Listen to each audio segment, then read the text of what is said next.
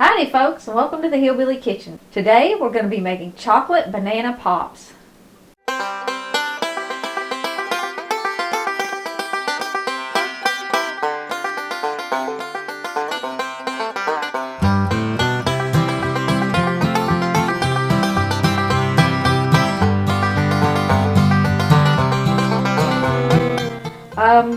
What you need is very simple. You need some pretty ripe bananas. Now you do want ripe bananas for this, because if you use a really green banana, your frozen banana pops are not going to be, the texture's not going to be right. If you use a really ripe banana, it has a creamy texture and kind of resembles ice cream when you eat it. It actually melts when you eat it. The really green ones don't do that. And then you need chocolate to dip it in. You can use dark chocolate, you can use semi-sweet chocolate, you can use milk chocolate. I have tried it with dark chocolate and I like the dark chocolate, but if you're a subscriber, you know my favorite chocolate dip is half semi-sweet, half milk chocolate. And to that, we're just going to add a tablespoon of coconut oil. That gives it that shine that you would get with tempered chocolate, only you don't have to stand and stir it forever. And it also helps to make it hard when it sets up. To get started, we're going to prepare our bananas to go in the freezer, because you want to freeze your bananas before you actually dip them in chocolate. Some wax paper, saran wrap, whatever you got comes in helpful. And you're going to need something for sticks. Now, several times a year we'll get together and have a birthday party, or we'll go on a picnic or something, and somebody will bring some plastic dinnerware, and the knives are always left over. You might use one or two out of a pack, and then you have all these extra knives. So I save these for my frozen bananas. And for popsicles, you don't get the taste that you get with a wooden popsicle stick. And I'm not crazy about that, but also, what else are you going to do with these? You do want to break the blade off. They're kind of serrated, and you don't want somebody licking on a banana pop and catching their lip on the side of that. All you do is peel your banana and cut it in half. You want to make sure you remove any bruises, because when you're using really ripe bananas, sometimes you do get some bruises.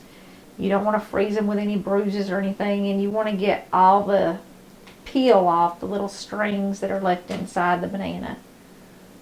And you just take your stick, whatever kind of stick you want to use, and you insert it in the end of your half of a banana. And another thing you can do with these, you don't have to do a whole pop. And sometimes I do this. I will peel a banana and just cut it in pieces and dip the pieces. And when I do these, I usually do several. I'll do, maybe 6 or 8 anyway, and I'll do one in pieces to kind of use up the rest of my chocolate. But if you want the bites, you just cut it, I don't know, maybe a little bit less than ½ an inch thick. You don't want it too thick if you're doing bites, but you don't want it too thin either. About like this is good. And when you put these in the freezer, you don't want to stack them, because they'll stick together if you stack them. Lay your pieces in a single layer. Your cut bananas with a stick in them again, lay them in a single layer. And just wrap these up and put them in the freezer for, 2-3 hours. You want them frozen really, really firm. So that's all there is to getting it ready to go in the freezer. Now, once your bananas are frozen good and solid, all we have to do is melt our chocolate. And you don't have to individually wrap them. They peel apart. Just don't stack them up. I ordered this gas cooktop for a few reasons, and I'm going to share the link with y'all in the description of this video, because I know a lot of you are you're looking for alternative ways to cook in case of an emergency. And we do have power outages here from storms several times a year. It's kind of a good idea to have a backup, but I wanted one for other reasons besides just a backup. It's not safe to can on a gas top or on a glass top stove. And to get any kind of features on an oven, if you buy gas, it's ridiculously expensive. And I like the look of the glass top stove too. So it's less expensive, more features to go with the electric stove. But I wanted the alternate way of cooking with the gas, and I also wanted to be able to can. Now I can on this. And this particular stove I got for $80, this cooktop.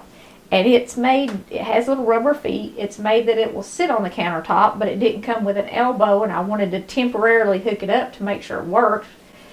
But it's also made to be permanently mounted and sat down inside the countertop, and it will go down and mount flush right here. So only from here up will be above the countertop. I am going to mount it in this cabinet, but I wanted to try it before I cut a hole in the countertop, because once you cut something, it's kind of hard to uncut it if it didn't work or if I didn't like it. And I also wanted it for videos, so when I'm videoing and I'm cooking, I'm not stuck back in the corner. I can see y'all and talk to you and work on other stuff while I'm cooking. But anyway,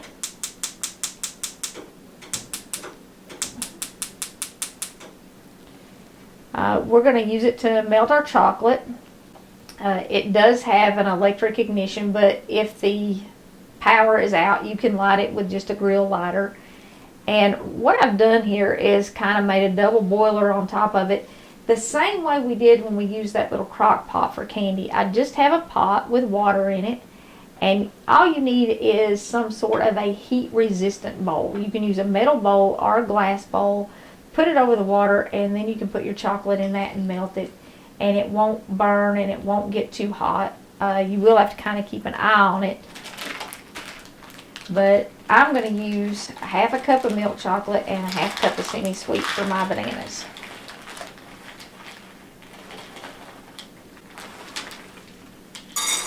And you don't have to be super exact when you're measuring it, just close.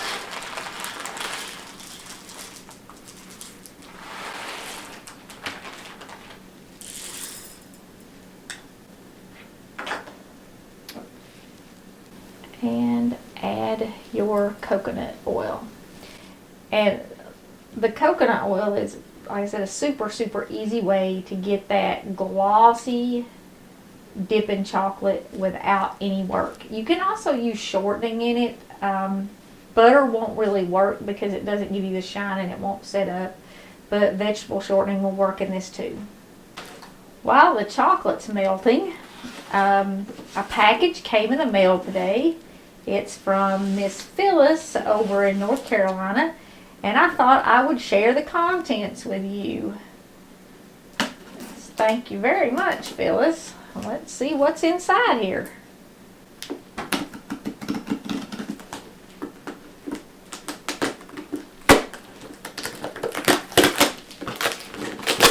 She taped it up really good. She must have some of the same delivery drivers we've had here. I've been getting packages that look like they ran over them. Okay. She has a letter. Okay, she says there is a CD in here from some ladies she goes to church with. And she has also included a family recipe for pecan pie. So we'll have to try that for sure.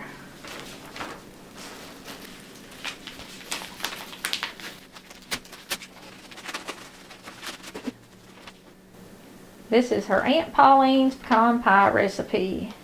And she says she makes this at all of the holidays. I had an aunt who made a homemade cooked banana pudding for every family get together.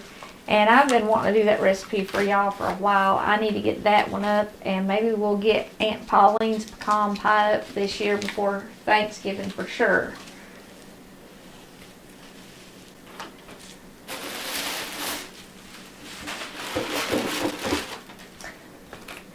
Everybody's been telling me I need one of these to bust up my hamburger meat. Thank you. And an apple corer and slicer, that'll come in handy when I'm making apple butter this fall. All I'll have to do is push that through the apples and they'll be ready to go in because I don't peel them. So thank you very much, Miss Phyllis. Set this stuff over here, especially this recipe, because we don't want to get anything on it. And let's check on our chocolate. Okay, our chocolate is almost melted, not quite, but almost, and you can see that it's really, really shiny from the coconut oil there. When it gets to this point, you do kind of want to stir it constantly and keep a real close eye on it, because the only way you can mess up chocolate like this when you're melting it is if you get it too hot. If you get it too hot, it will actually get lumpy, and it won't get hard when you dip your bananas in it or whatever you're dipping in it. This chocolate, you can dip any kind of candy in it, any kind of fruit in it. It's just a super simple all-purpose chocolate dip. And also heating it like this over the boiling water. The boiling water will keep it hot so that as we work with the bananas, even if you're doing a lot of bananas, your chocolate will stay liquid and smooth. It does always take a little bit longer to melt the semi-sweet or the dark chocolate chips if you're using those, because they're a little harder than the milk chocolate. Even using the little mini semi-sweet chocolate chips, all of my milk chocolate's melted, but the semi-sweet ones there's still little semi-sweet lumps in there. Okay, my water is boiling, so I'm going to turn this off. I don't want it bubbling out, and the boiling water will finish melting the chocolate.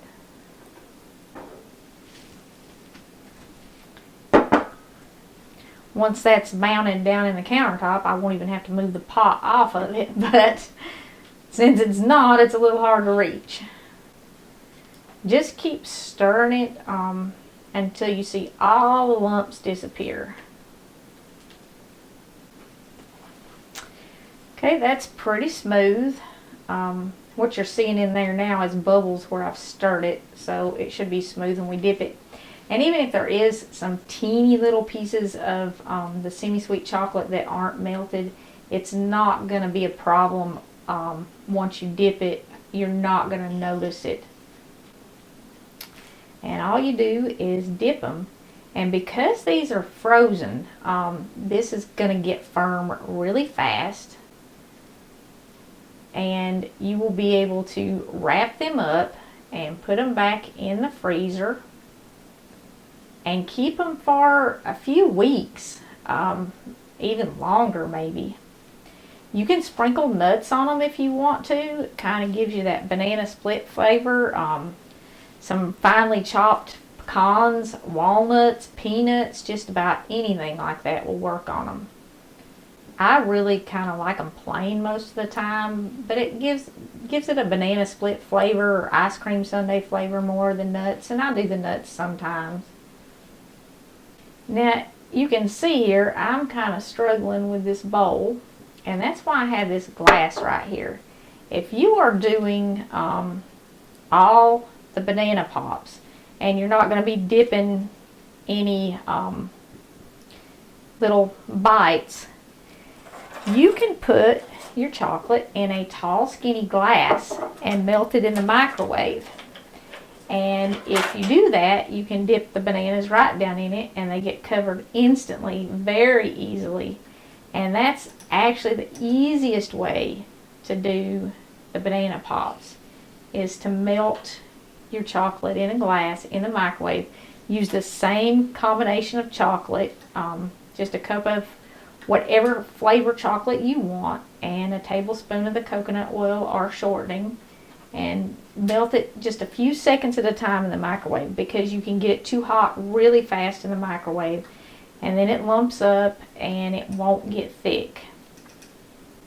Occasionally, as you're dipping stuff too, you do want to stir your chocolate, because the frozen bananas are making thick lumps in my chocolate. But you get the idea. That's all there is to it. Like I said, you can wrap them up in saran wrap. You can wrap them up in wax paper. You do want to kind of individually wrap them if you're going to keep them more than a day or two. Or you can serve them immediately because this chocolate is already hard and stiff. It's already cooled. And they make a great treat. Something fun for the kids to do. Especially if you melt the chocolate in a glass. You can let kids dip their own. And kids like sprinkles on them. So you can put sprinkles on them or just have fun with them. Super simple, and it's cool. It tastes good. I like the little bites because a lot of times in the summertime you're craving something sweet, a piece of candy or something, and that kind of gives you, it satisfies your chocolate sweet tooth, and it also cools you down, and it gives you a little pickup, I guess, in the middle of the day. You can run through and grab a couple of these little bite-sized pieces and not eat a whole lot, but still get that cool, refreshing taste and get your sweet tooth satisfied. Bananas are really good in the summertime too because you lose a lot of electrolytes and are loaded with potassium. So this is also a healthy one. You don't have to feel bad about eating it, especially if you use the dark chocolate. I want to thank you again, Phyllis. It just absolutely made my day when I went and met the mailman and I had a package that was addressed to the Hillbilly Kitchen. Thank you so much for being such a sweetheart. And thank you all for joining us in the Hillbilly Kitchen. If you haven't already, please don't forget to click like and subscribe before you leave. And until next time, remember to put God first.